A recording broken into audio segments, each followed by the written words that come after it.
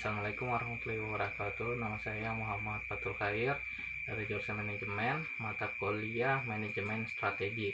Nah, saya di sini menjelaskan tentang bab 2 yaitu lingkungan eksternal, peluang, ancaman, persaingan industri dan analisis pesaing. Dalam bab itu ada komponen lingkungan eksternal suatu perusahaan itu dibagi lingkungan umum dan lingkungan industri. Lingkungan umum mencakup elemen dalam masyarakat luas yang dapat mempengaruhi suatu industri dan perusahaan di dalamnya.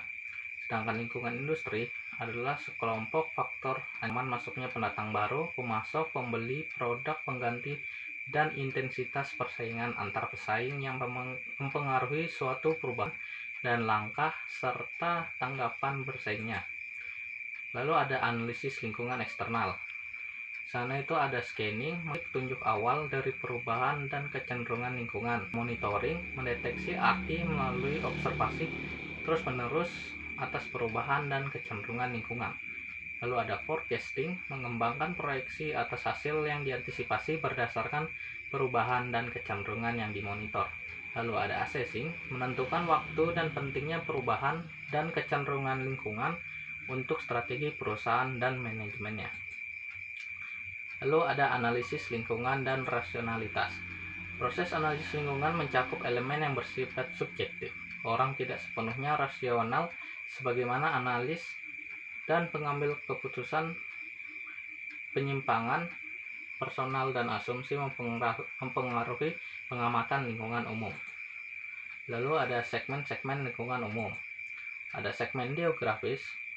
Segmen demografis berhubungan besarnya populasi, struktur usia, distribusi geografi, komposisi etnis, dan distribusi pendapatan. Lalu ada segmen ekonomi, bahwa seharusnya ekonomi suatu negara, perusahaan, dan industri. Lalu segmen politis atau hukum adalah arena di mana organisasi dan kelompok yang berkepentingan bersaing untuk memperoleh perhatian dan sumber daya serta badan hukum yang mengarahkan interaksi tersebut. Lalu ada segmen sosial, hubungan dengan perilaku sosial dan nilai budaya dari masyarakat yang berbeda. Lalu ada segmen teknologi, bersifat tajam dan beragam dalam lingkupnya. Perubahan teknologi berdampak pada sebagian besar masyarakat. Lalu analisis lingkungan industri. Situ ada ancaman pelaku baru, kekuatan posisi pemasok, kekuatan posisi pembeli, ancaman produk pengganti, intensitas persaingan antar perusahaan, menerjemahkan analisis industri, kelompok-kelompok strategis, dan nilai analisis kelompok. Lalu ada analisis pesaing. Dalam perusahaan yang sukses, proses analisis pesaing digunakan untuk menentukan apa yang mendorong pesaing sebagaimana diperlihatkan dengan tujuan masa depan. Lalu apa yang dilakukan dan mampu dilakukan pesaing karena diketahui melalui strategi saat ini.